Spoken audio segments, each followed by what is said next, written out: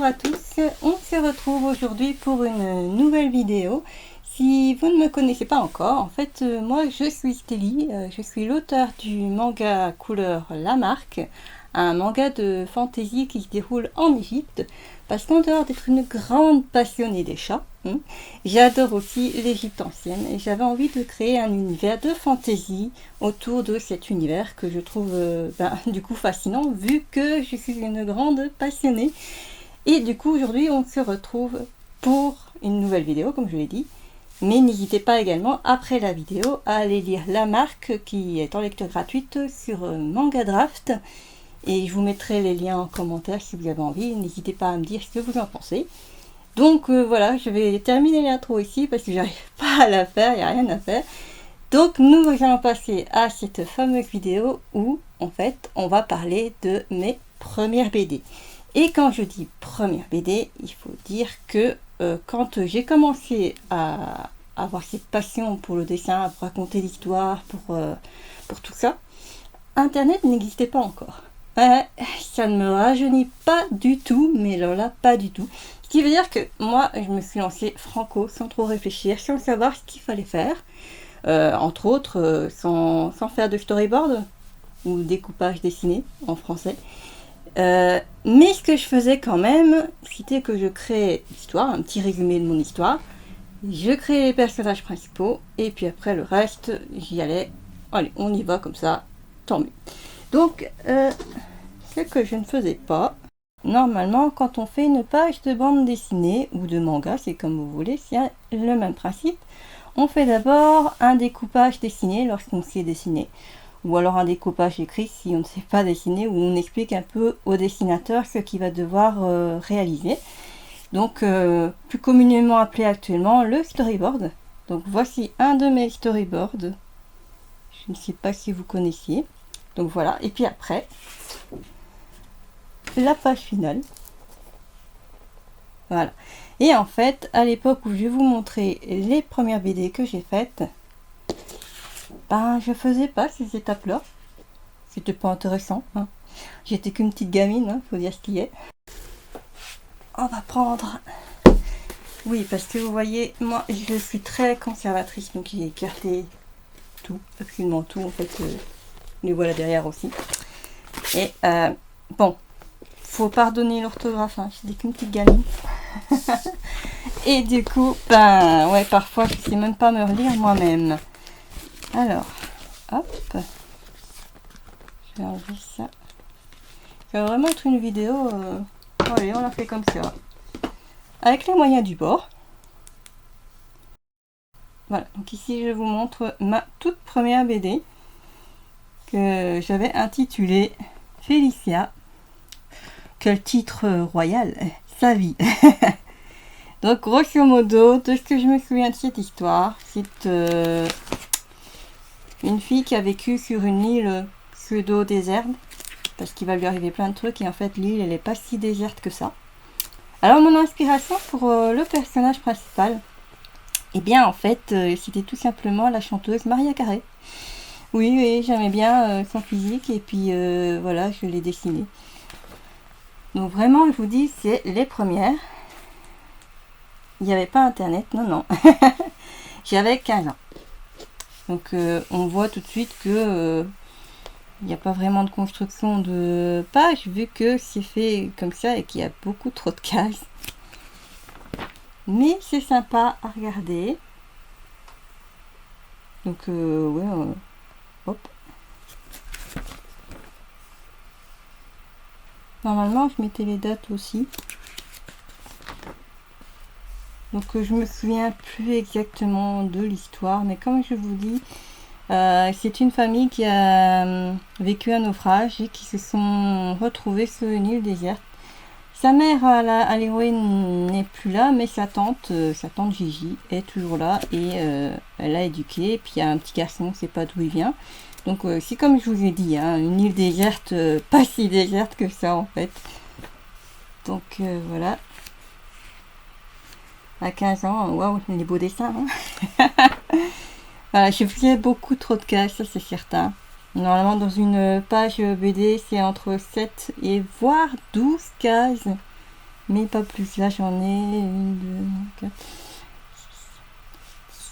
12, 13, 14, 15, 16. Ouais, d'accord. Donc c'est beaucoup trop.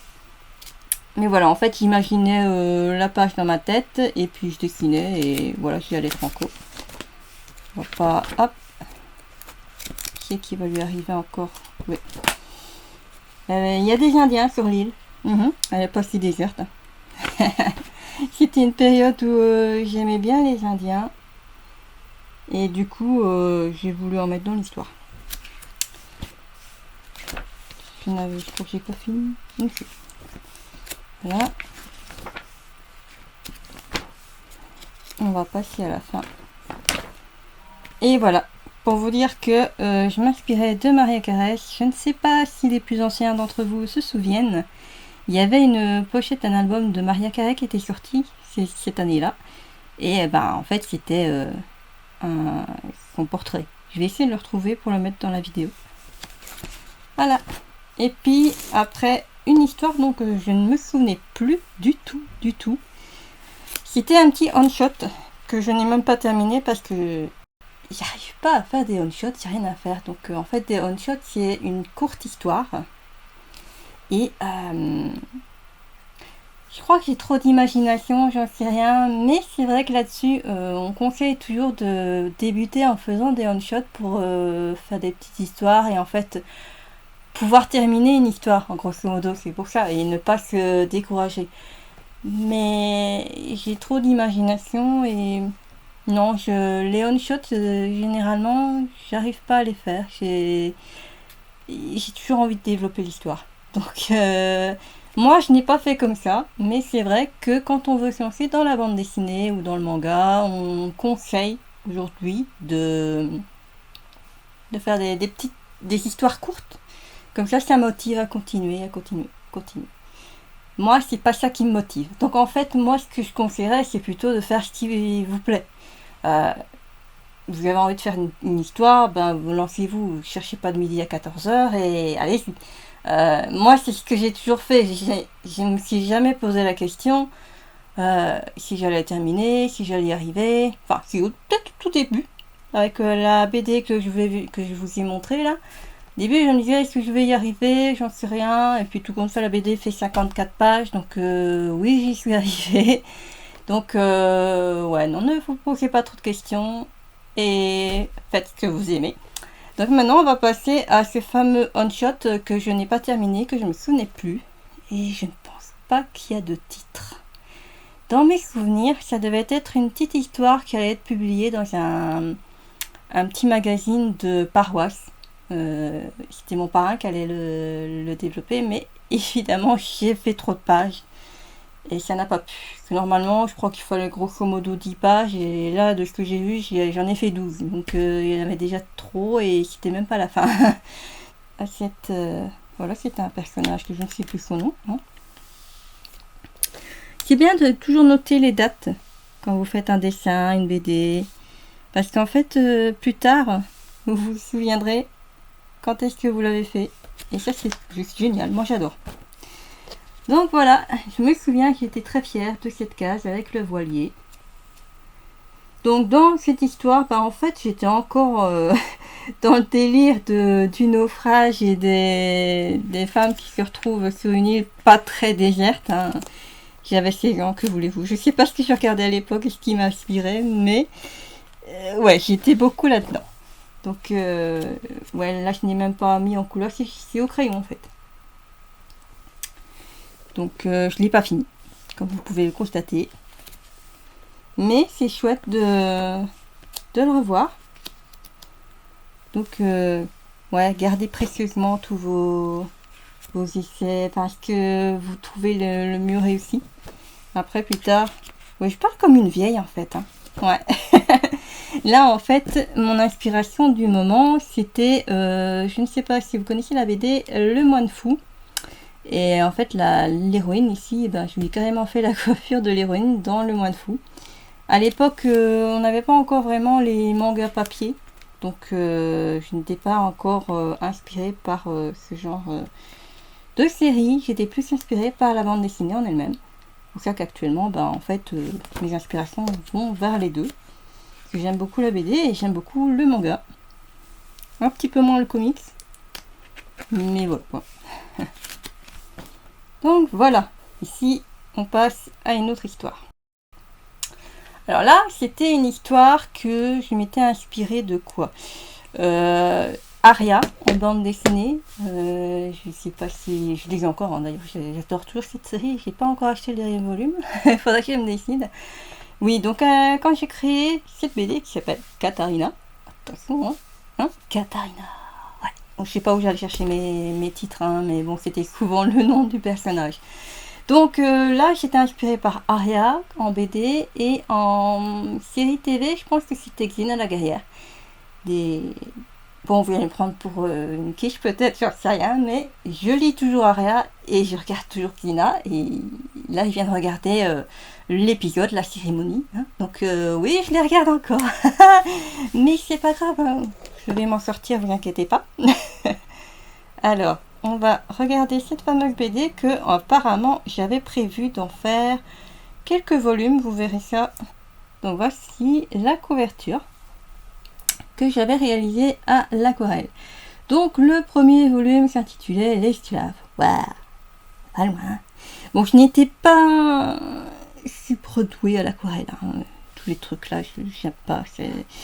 Tout cet effet là, c'est des trucs que je n'aime pas, que actuellement j'évite dans mes aquarelles que ça fasse ce genre de d'auréole, voilà, parce que je n'aime pas. Donc voilà. Alors ici la couleur, je la faisais tout simplement au crayon de couleur. Donc ce genre de page, c'était toujours, j'avais une idée en tête et puis je commençais la page. En fait, je ne faisais pas de storyboard. Donc il y allait comme ça, et puis voilà. Et là, j'ai mis la date aussi, qui est le premier avec la caméra. Ah non, le premier du 3 en 96. J'avais 16 ans. Donc voilà, j'aimais bien moi m'évader dans mon univers. Alors là, à l'époque, franchement, j'aime pas les yeux que je faisais. Hein. Et voilà. C'est les prémices de ce que je fais actuellement. Donc là, en fait, l'histoire, c'est que, comme le titre l'indique, elle est une esclave, elle va essayer de s'enfuir du royaume où le roi est assez tyrannique et il se sert des gens comme il le souhaite. Ça rappelle un petit peu des souvenirs.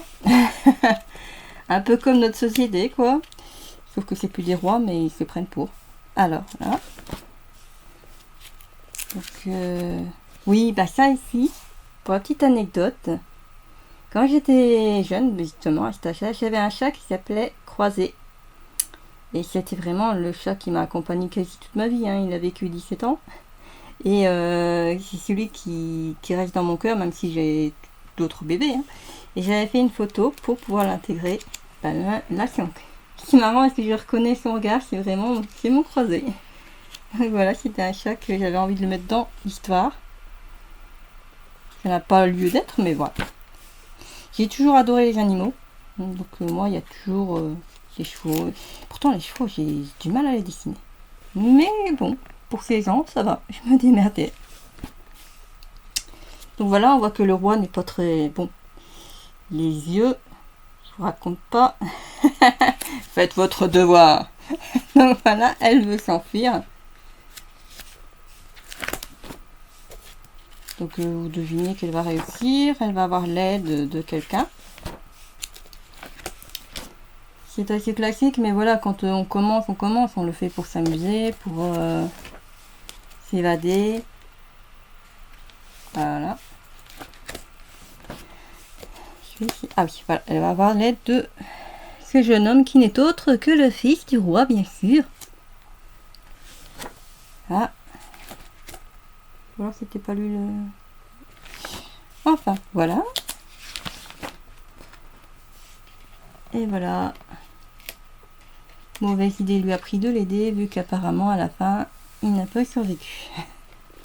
Donc 49 pages, et je l'ai fini le 11 du 7 en 96. Donc ouais, c'est génial d'avoir mis les dates en fait.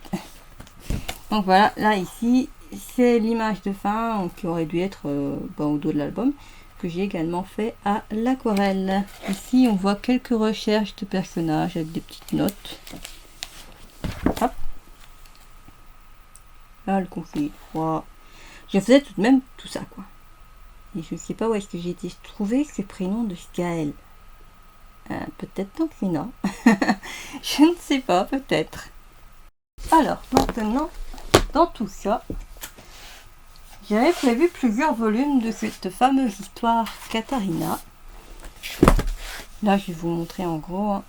Ouais. Alors. Et voilà la couverture du volume 2. J'avais carrément fait à la gouache. Et je l'ai fait le 3 du 7 en 97. Ouais, donc un petit peu après, quoi. J'ai fait une petite pause et puis après j'ai recommencé ma BD. Là, j'avais fait quelques petits dessins comme ça. Là, c'était au crayon. Hein. Et je me souviens de cette page, comme si c'était hier. J'étais fière. Je la trouvais super bien faite. Bon, ouais, elle est sympa. Et voilà, c'était ma petite fierté. J'avais mis des heures. Et voilà, j'ai mis la date aussi. Ah, ici, je m'étais donné à fond, attention, hein, quand même. Bon, par contre, j'aime toujours pas les yeux que je faisais à l'époque. Voilà.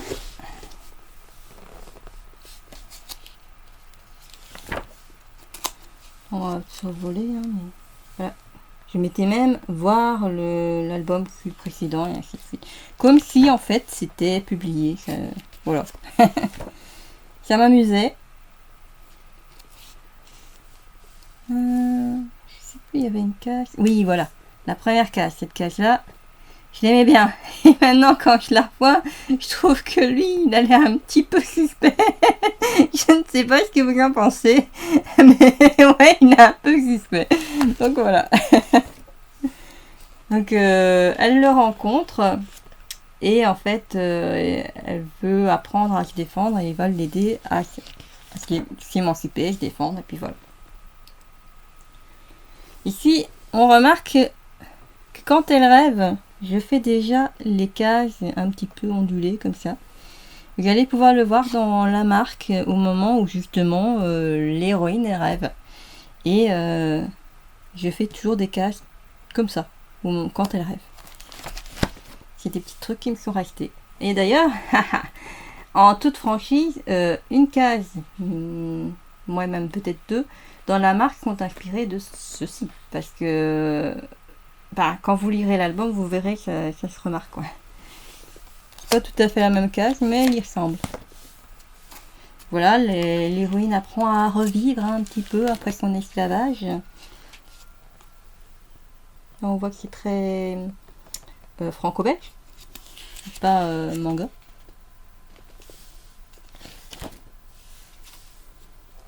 Ça me prenait des heures. Hein, le crayon de couleur. Faites pas du crayon de couleur si vous pensez que ça va être rapide, hein, parce que non, ça ne va pas être rapide du tout. Voilà. Parfois mes yeux, ça faisait peur.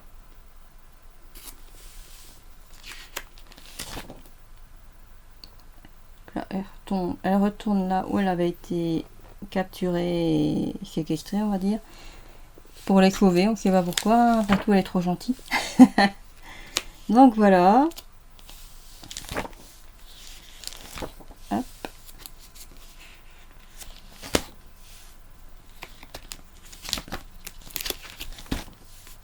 Là, elle retombe sur un ennemi qui se souvient très bien d'elle, mais elle non.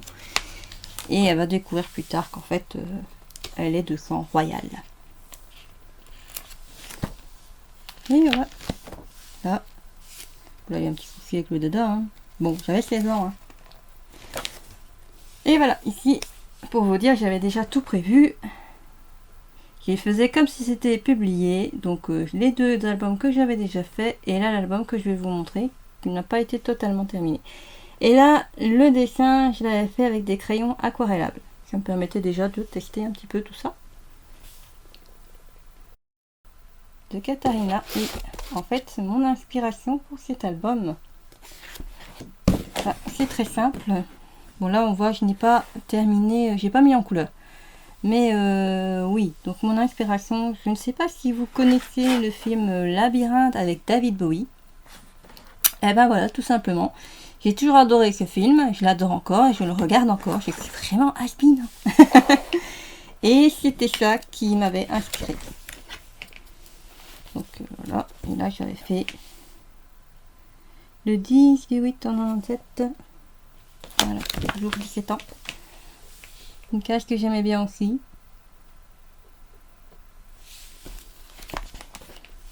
Mais je trouve que dans celui-ci, niveau dessin, j'aurais pu faire mieux. Mais j'avais pour objectif de le terminer, point barre. Et bah, du coup, au niveau dessin, ouais, bon, à 17 ans, j'aurais pu faire mieux. Hein. Donc voilà. Là.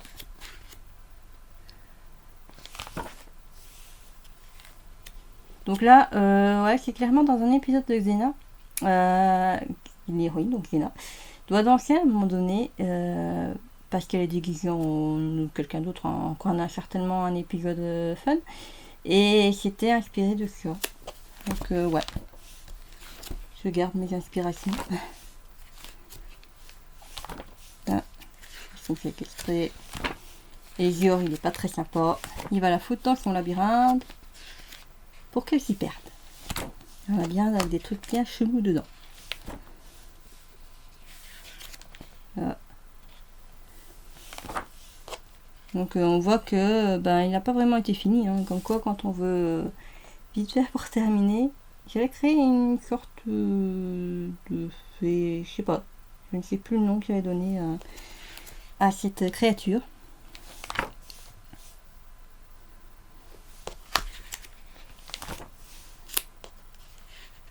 Ouais, j'aimais bien ce petit dessin à l'époque.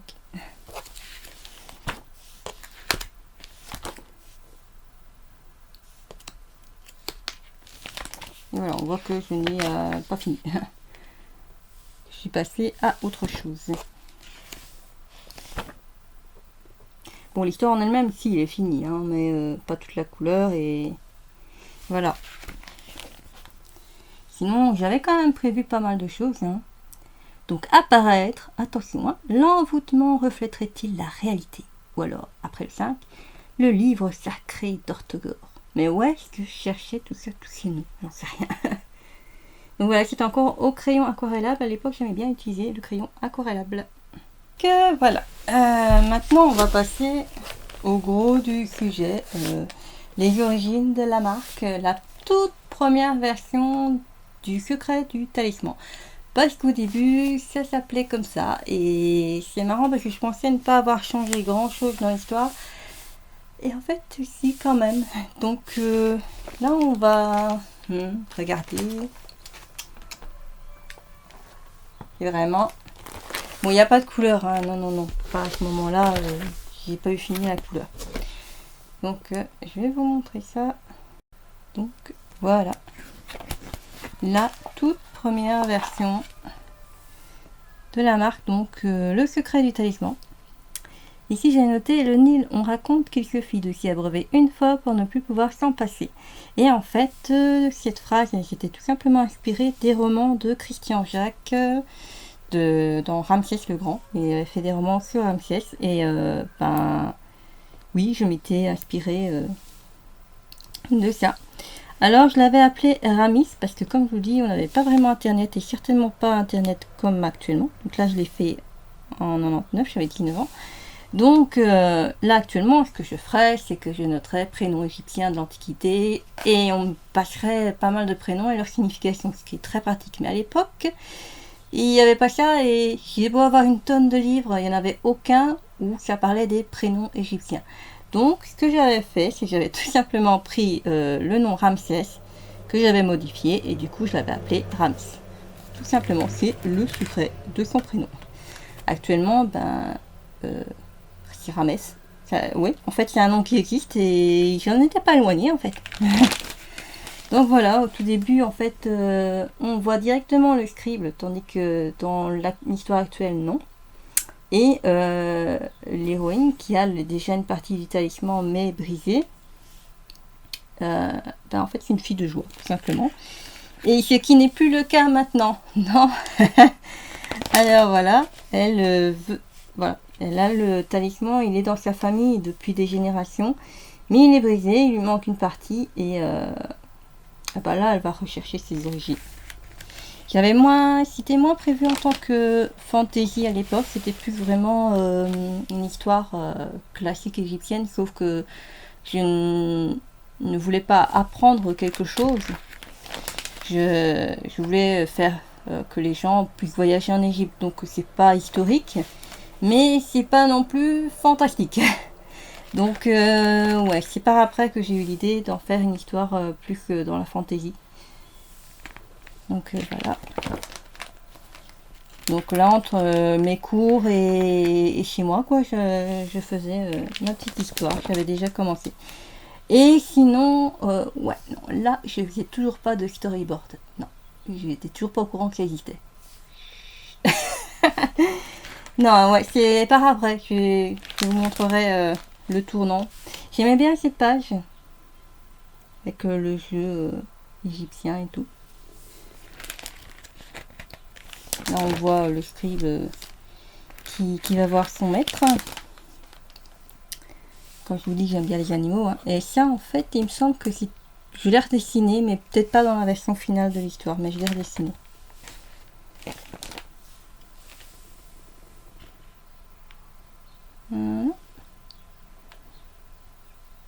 Avec les dadas, oui. Les animaux, j'ai toujours apprécié. Pourtant, les chevaux, j'ai du mal à les dessiner. Mais voilà, je me suis quand même bien démerdée. Et là, on voit qu'il y a quelqu'un qui surveille. Hein. Ouais, elle surveille celle-là. Ah, j'aimais bien cette case-là. C'est bien vous débrouiller. Ouais, je m'auto-juge. Donc voilà. Et pour cette partie, le crocodile, j'avais pris, vous connaissez peut-être, c'est quand même connu, hein, la BD Papyrus. Et j'avais pris un crocodile qu'on voyait dedans parce que j'avais pas d'image de crocodile. Donc voilà, je m'étais inspirée de Papyrus. Voilà. Donc voilà. Bon, j'avais fait une coiffure. Normalement, ça doit être des tresses, hein, je vous dis tout de suite, mais non, ça n'y ressemble pas trop. Voilà. Je ne l'avais pas totalement terminé. Alors maintenant, on va voir c'est quelle version. J'en ai eu des versions. Ne vous inquiétez pas, hein, celle que je fais actuellement, c'est la finale. Hein. Finale de chez Finale. Vous n'aurez plus que cette version-là. Donc allez lire sur ma grave la marque. Oui, vous inquiétez pas, c'est la version finale. Alors maintenant, on va découvrir une autre version. Et là, en fait, c'est un tournant parce que c'est l'année où j'ai pris mes cours de bande dessinée à l'Académie de Châtelet. Donc, j'ai quand même appris quelques règles de la bande dessinée et ça va directement se voir. Et voilà, cette version. Donc là, il faut dire, je prenais des cours de bande dessinée. Donc, oui, alors, j'avais fait la couverture à l'aquarelle que j'ai scanné. Pour après mettre le titre et compagnie. Ce qui est dommage, c'est que j'ai l'impression que je n'ai plus ce dessin original. Je n'ai plus retrouvé. Enfin, je cherche, mais je crois que je ne l'ai plus. C'est dommage. Donc voilà, ici, il y a toujours le fameux, le Nil nous raconte qu'il suffit de s'y abreuver une fois pour ne plus pouvoir s'en passer. Si vous n'avez pas compris, je comprends. Voilà. Donc voilà, c'était encore inspiré. Là, c'est vraiment... les premières fois où je mets en couleur l'ordinateur et encore aujourd'hui je trouve que je suis pas très douée pour le numérique et ouais non enfin voilà c'est un ressenti personnel mais oui là c'est vraiment mes premières pages mises en couleur à l'ordi. Donc je prenais l'ordinateur de mon père parce que moi je n'avais pas d'ordi. Il faut savoir qu'à l'époque c'était super cher les ordinateurs. c'est pas comme maintenant. Enfin, maintenant, c'est encore cher. Mais imaginez l'ordinateur de mon père, il avait quoi? Celui-là, il avait peut-être 15 gigas de mémoire, enfin d'espace. Et on était 4 dessus. Donc, ouais, c'était pas évident, hein, non, non. Donc, je sais même pas si j'ai encore les fichiers de l'époque. Je crois que ce qui me reste, c'est juste la version imprimée. Mais c'est déjà pas mal, il me reste quelque chose. Donc, dans cette version, apparemment, elle est encore une fille de joie. Et elle est très vite attaquée. Et elle rencontre un vieux bizarre, hein, qui lui propose un talisman. Hein. Bizarre, hein, talisman, ouais. Donc voilà. Il l'emmène on ne sait pas où. Je vais pas vous dire qui c'est, pourquoi. Parce qu'en fait, il est toujours là, le personnage, dans la marque. Il va apparaître certainement dans le tome 2. Donc, je garde ça pour moi. Mais vous savez qu'il va y avoir un vieux chelou qui va apparaître. Donc voilà. J'avais pas tout mis en couleur. Hein. Ma petite fierté de quand j'avais été à cette fameuse académie de Châtelet, c'est que le professeur Philippe Sensi, génial, mais il disait que c'était pas possible de faire une bande dessinée en un an, que je serais découragée, que j'aurais pas fini. Ben, je l'ai fait ma bande dessinée en un an parce que j'aime pas qu'on me dise que je peux pas faire quelque chose, alors je le fais. Et ouais, c'était ma fierté pendant des années. Le prof il a dit aux nouveaux arrivants, oui, elle a fait sa BD en un an. Donc ouais, c'était une petite fierté. Hein, voilà. Bon, elle était finie niveau page, mais pas finie totalement. Vu que vous pouvez le voir ici, les couleurs ne sont pas mises, quoi. Voilà. Mais c'était pas mal. Parce qu'il y avait quand même les études. Hein. Étudier, les devoirs et compagnie. Oui, j'étais encore aux études à l'époque. Ouais. J'étais jeune. Ah, ben voilà. Je l'avais dit, je l'avais redessiné. Voilà.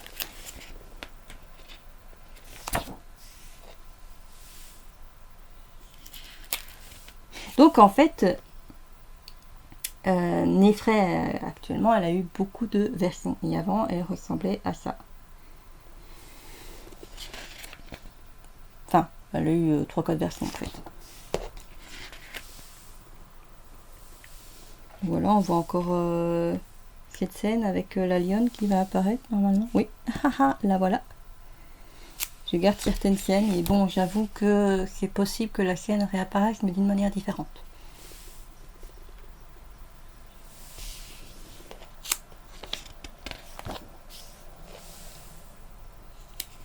C'est assez épuré. Il y avait un prof, parce qu'il faut dire qu'à l'académie, en fin d'année, on était quand même jugés, un peu comme si c'était les cours. Hein. Et il y avait un... Je ne saurais plus vous dire c'était quel dessinateur, mais il aimait beaucoup ce que je faisais parce que c'était un peu comme lui, épuré niveau trait. Et en fait, c'était la couleur qui venait tout donner. Donc c'est ce qu'il appréciait dans ce que je faisais. Mais ouais, je ne sais plus c'est quel dessinateur. Et ça date hein, quand même. Donc revoilà le crocodile. Que là, je m'étais quand même inspirée d'une photo, vu que j'avais trouvé une photo. Et voilà, encore, vous voyez, quand elle rêve, toujours cette fameuse case. J'aime bien en fait faire ce genre de case quand elle est dans son monde. Ah. Toujours l'aigle qui surveille.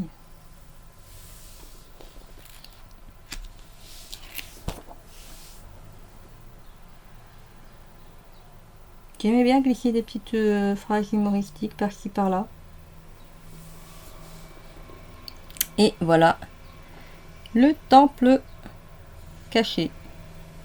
À mon avis, il va réapparaître aussi. Mais ça, je ne sais pas encore. J'admets, j'en sais encore rien. Mais j'aime bien, ouais.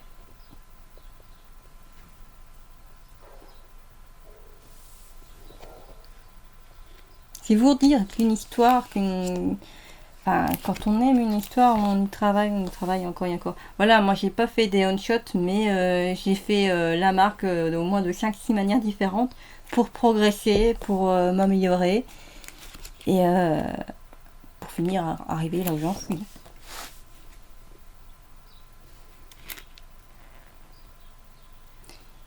Donc, ici, apparemment, le talisman il a été brisé en deux. Oh, oh, oh. Et voilà. J'avais terminé quand même l'histoire, le volume 1.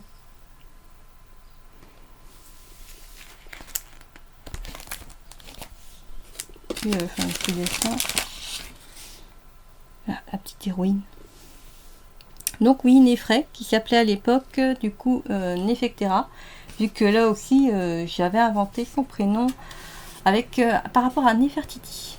Et là j'avais trouvé Nefectera. Voilà, c'est pour ça qu'elle s'appelait Nefectera. Je sais pas s'il y en a qui sont encore à l'Académie de Châtelet, mais moi j'ai passé de bons moments là-bas. En Belgique, ici, toujours en Belgique. Première année que j'ai fait à l'Académie de Châtelet, j'ai terminé du coup j'ai terminé un volume en un an. Mais après, non, je sais plus. J'ai fait des tests, j'ai plus trop. Mais comme un dernier truc à montrer. Donc oui, je pense que ce que j'avais fait, c'était que j'avais encore amélioré. Mais tout ça, c'est des grands... Enfin, c'est sur des formats A3. Un peu comme cette page.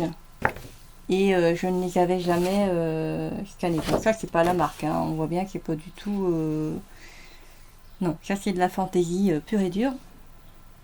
Et vous inquiétez pas, je vais m'y remettre d'ailleurs à la fantaisie pure et dure. Ah. Donc là, je vais vous montrer la version BD, tout simplement, de la marque, que l'on voit ici là derrière, que je vais d'abord vous montrer les crayonnés, tout simplement. Parce que c'est toujours intéressant de voir le travail qu'il y a derrière. Bon. Ouais. Alors là, je sais pas si ça s'entend, il y a l'ambulance. Ouais. Voilà. Donc, voici la première version de la marque.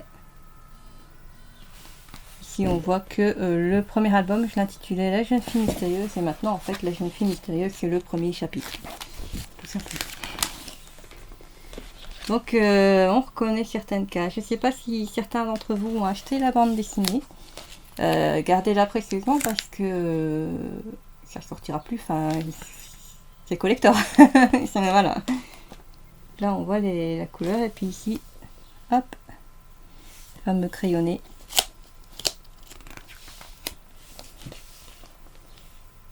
Pour l'anecdote, au début, ce fameux chat, il n'était pas prévu dans mon storyboard. Non. Enfin, dans l'histoire. Puis j'ai créé le storyboard parce que là, enfin, je fais un storyboard. Il est apparu tout seul. Je me suis dit, tiens, bah il va y avoir un chat. Ben voilà. C'est comme ça qu'il est apparu. Au départ, il n'était pas prévu. Et maintenant, il a un grand rôle.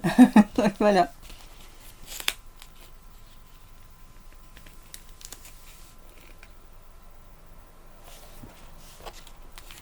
Donc je fais les crayonnés au bleu parce que moi en tout cas je trouve que ça salit moins et ça nous force à dessiner directement, on va dire, parce que si tu gommes du crayon bleu, crois-moi qu'on voit toujours le trait, hein, le gommer totalement, c'est pas comme le crayon noir, tu verras toujours. Donc tu as intérêt à pas te tromper quand tu fais ton dessin et ça force à avoir un trait sûr. Enfin, bon voilà. Mais à la base, le crayon bleu, à l'époque de ma jeunesse, les auteurs de bande dessinée dessinaient au bleu parce que en fait l'impression que ça ne se voit pas. Actuellement ça a bien changé et le bleu se voit, donc c'est plus, on fait plus comme ça. Et souvent actuellement c'est à l'ordinateur par certains irréductibles comme moi. Voilà, j'ai essayé des cases un peu plus style manga, on va dire. Déjà à l'époque là, j'avais envie de faire du manga, mais j'osais pas. Donc voilà, ici un dessin que j'avais complètement oublié. Et voilà. Je crois que. Ah ouais. Donc concernant la marque, ouais, voilà, c'est fini. Je vous montrerai l'autre histoire après. Donc entre tout ça, j'ai également fait d'autres choses parce que certaines personnes, comme mon cher copain, enfin mon homme quoi, ma moitié, ouais, pensent que je n'ai fait que la marque, que du sur l'Égypte. Alors qu'en fait, j'ai fait plein de trucs, mais on l'a vite oublié. Donc voilà, je vais vous faire découvrir. Alors j'ai travaillé aussi avec des scénaristes. Ici, le projet s'appelait La Voix des Trois. C'est Senjuku, La Voix des Trois, un truc comme ça. J'aimais beaucoup, mais la scénariste a préféré se consacrer à autre chose, donc elle a arrêté. C'est dommage parce que ouais, j'aurais bien aimé continuer. Donc j'ai inventé des personnages, c'était plus du tout le même univers, hein, là on est au Japon. Attendez, en fait, là j'ai essayé plusieurs techniques et là ce que je faisais c'était une case par page, enfin par feuille. Qu'après je scannais et j'assemblais le tout via Photoshop. On va voir après. Voilà. Donc voilà. Maintenant là on voit tout assemblé via Photoshop. Un petit extrait.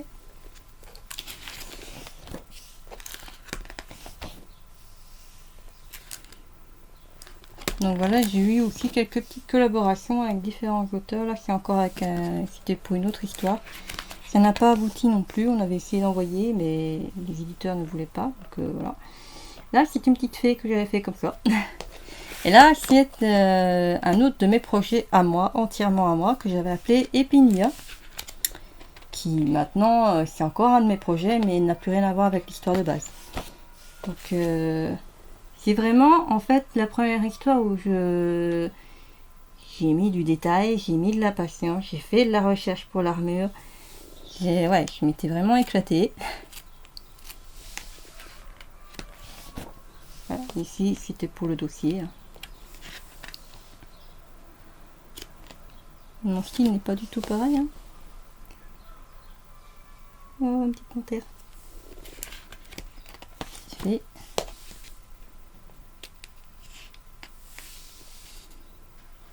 Donc c'est aussi mis en couleur à l'ordinateur.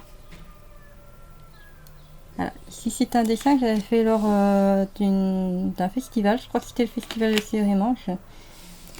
Sur papier craft. Voilà, je vais garder. Bon, voilà, je vais terminer la vidéo ici. En fait, grosso modo, ben, vous pouvez encore voir les... Ici j'avais fait une édition par moi-même à 50 exemplaires de la marque en version BD. Et ben, il me reste plus que celui-là et je pouvais le vendre mais non, je vais le garder. Et puis en fait après la marque a été également éditée chez Nanashim ici en couverture souple. Et ben, maintenant ça n'est plus le cas vu que je pars sur un autre type de projet. Donc voilà, maintenant moi mes inspirations ça vient beaucoup de ce que je regarde, de ce que j'écoute et puis mon imagination vagabonde. Et voilà. Maintenant, ben oui, il fait de plus en plus chaud dans la pièce, donc je vais vous laisser. Et n'hésitez pas à me dire si vous avez aimé la vidéo, si ça vous a appris des choses, si ben, le fait d'être curieux, de savoir comment je me suis lancée, si ça vous a plu. Je pourrais faire d'autres vidéos, mais là, cette fois-ci, peut-être plus en parlant de mon projet La Marque, de son univers. Et voilà, donc si vous avez aimé, moi je vous encourage à mettre un petit pouce bleu, à vous abonner à la chaîne. Et puis je dis Gambad, à la prochaine. Ciao.